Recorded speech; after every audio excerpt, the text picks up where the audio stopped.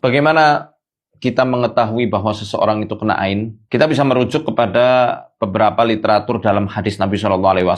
Pertama, orang yang kena ain itu badannya tiba-tiba kurus.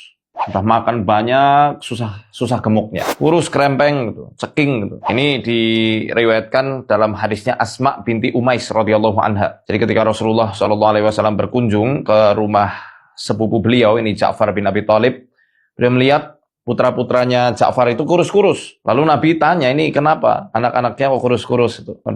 Mereka tertimpa ain. Ya, tertimpa ain. Maka Rasulullah langsung menyuruh Asma binti Umais untuk meruqyah anak-anaknya. Yang kedua, ada muncul saf'ah. Saf'ah itu pergeseran rona wajah atau pergeseran warna kulit dari warna kulit yang aslinya. Kata Ibnu Abbas, saf'ah itu warna kulit yang kemerah-merahan, kehitam-hitaman, atau kadang kekuning-kuningan, tergantung pigmen kulit dari si penderitanya, dari korban ainnya. Dan ini terjadi ketika Rasulullah SAW melihat wajah seorang jariyah. Seorang jariyah ini seorang anak perempuan kecil, ya, yang mana di wajahnya itu ada saf'ah. Kemudian Rasulullah menyuruh Ibunda Aisyah radhiyallahu anha untuk meminta ruqyah bagi anak perempuan yang kena ain ini. Kena nazroh namanya. Nazroh itu sama juga ain, tapi yang disebabkan dari jin ke manusia. Kemudian yang ketiga, goncangan mental yang dahsyat, atau tiba-tiba stres, tiba-tiba panik, tiba-tiba gelisah, tanpa ada sesuatu yang bisa memantik kecemasan itu. Hal ini sebagaimana sabda Nabi SAW, Innal aina latula'u birrajulin biidnillahi ta'ala hatta yas'ada haliqan summa yataradda minhu. Sungguhnya ain ini benar-benar bisa mengendalikan seseorang atas izin Allah Subhanahu wa taala sehingga membikin orang ini akan naik ke tempat yang tinggi dan menjatuhkan dirinya dari tempat itu. Orang-orang yang kadang-kadang ya ketika mereka tanpa sebab itu bisa terjadi lantaran ain. Itu bahaya sekali. Kemudian selanjutnya, orang yang tadinya beribadah, tiba-tiba malas-malesan dalam ibadah. Yang tadinya berprestasi, tiba-tiba prestasinya anjlok. Ini juga salah satu tanda orang itu kena hasad atau kena ain. Tinggal dilihat aja. Yang susah ini kadang-kadang kalau misal anak-anak kita, dia menjadi bintang kelas, jadi favorit di sekolah. Kita nggak tahu siapa yang memujinya. Kalau di zaman Rasulullah SAW, ketika Sahal bin Hunayf jatuh, pingsan, orang-orang ngerti yang muji itu Amir bin Rabi'ah. Gampang, ya. Kemudian langsung dimintakan air bekas mandinya disiramkan ke Sahal bin Hunayf.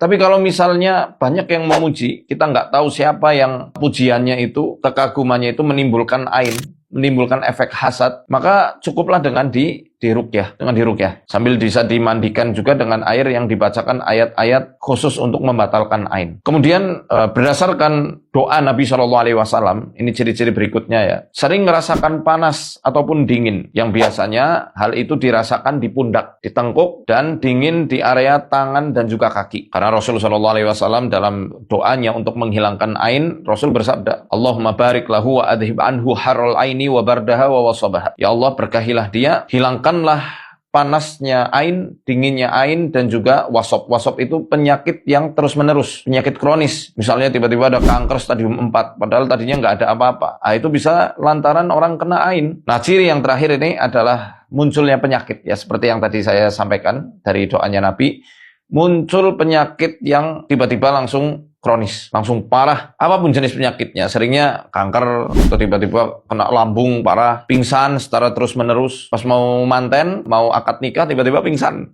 Nah, itu bisa jadi lantaran kena ain. Makanya orang Jawa dulu mengatakan ada yang namanya sawan manten. Nah, gimana cara untuk mencegahnya? Ucapkan barakallah. Atau kalau susah pakai bahasa Arab, boleh pakai bahasa Indonesia. Semoga Allah berkahi prestasinya, semoga Allah berkahi hartanya, semoga Allah berkahi perjodohannya. Jangan mengucapkan, terbaik, luar biasa.